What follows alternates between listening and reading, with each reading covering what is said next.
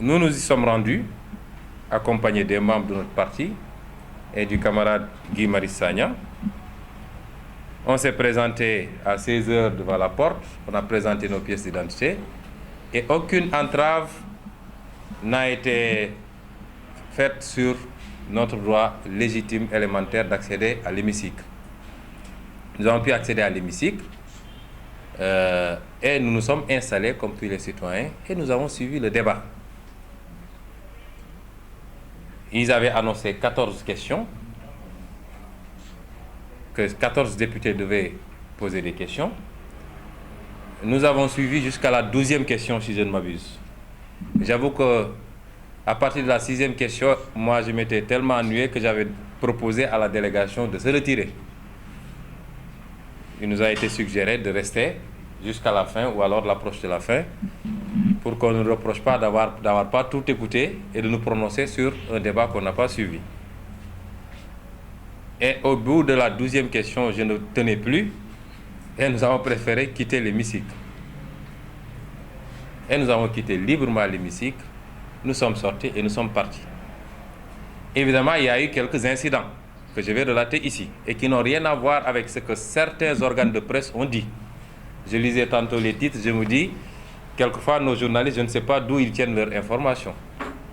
Certains ont titré que nous avons été interdits d'accéder à l'hémicycle, ce qui est tout à fait faux.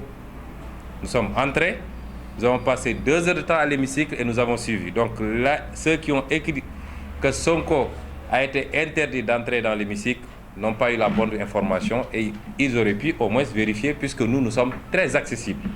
Tous les journalistes nous appellent, posent des questions et nous répondons. Nous n'avons pas de problème par rapport à ça.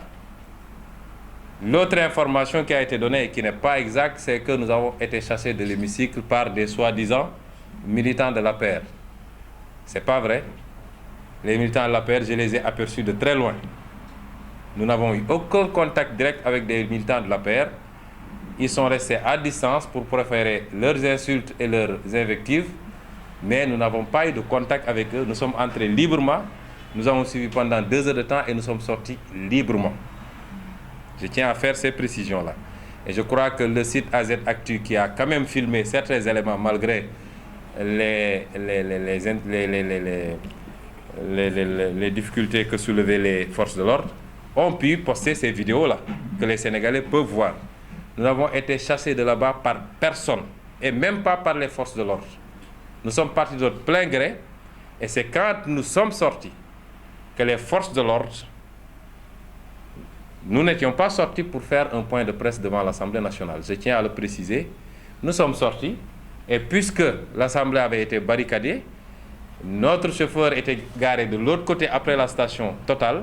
Nous avons marché tranquillement vers cet endroit pour embarquer et nous en aller.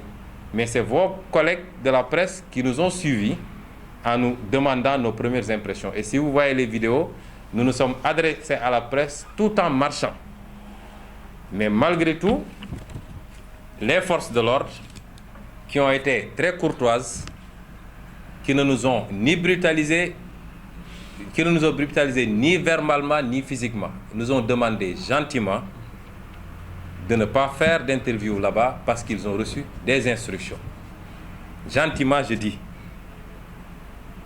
Nous avons progressé jusque vers la station qui est quand même à 150 mètres ou 200 mètres de l'hémicycle et qui n'a rien à voir avec l'Assemblée nationale.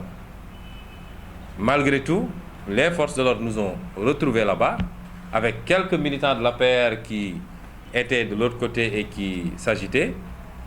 Les forces de l'ordre nous ont dit là-bas aussi nous ne pouvons pas parler à la presse. Ce qui est anachronique. J'aurais compris que les gérants de la station nous disent que vous ne pouvez pas parler à la presse ici dans ma station. Bref, nous avons préféré donc embarquer. Nous avons embarqué et nous sommes partis. Mais comme je me suis rendu compte que beaucoup de vos collègues de la presse continuaient à suivre le véhicule et même à courir derrière le véhicule, quand on est arrivé au boulevard de la République, vers le Café de Rome, j'ai dit au chauffeur de se garer pour qu'on accorde quelques minutes à la presse. Mais là-bas aussi, il y avait un véhicule pick-up de la police à bord duquel étaient embarqués quelques éléments qui nous ont retrouvés pour nous dire que là-bas aussi, nous ne pouvons pas nous prononcer ou parler à la presse. Ce qui est extraordinaire en soi. Et ce même véhicule nous a poursuivis jusqu'à hauteur de l'immeuble de la RFM. Jusque là-bas, on n'avait pas le droit de parler à la presse. Voilà ce qui s'est passé. Donc, toute autre information est totalement erronée. J'ai vu des énergumènes de l'APR dire qu'ils nous ont chassé de trucs. Je tiens à dire simplement que ce n'est pas quelques jeunes mal formés, politiquement incultes de l'APR qui peuvent nous empêcher de dérouler nos activités. Nous avions pris toutes les dispositions par rapport à notre sécurité pour que cela ne se passe pas. Et ce sera comme ça tout le temps. Parce que nous avons en face de nous des brutes qui ne peuvent rien comprendre à la nature et à la profondeur de débat que nous soulevons et qui pensent pouvoir intimider les gens par la violence, validée et encadrée par leurs autorités politiques. J'en appelle à la responsabilité personnelle du président Macky Sall. Je dis à tous les Sénégalais, mes proches d'abord, mes parents, mes amis, nos militants et sympathisants et tout le peuple sénégalais que lui, il sera personnellement responsable de tout acte de violence qui surviendrait.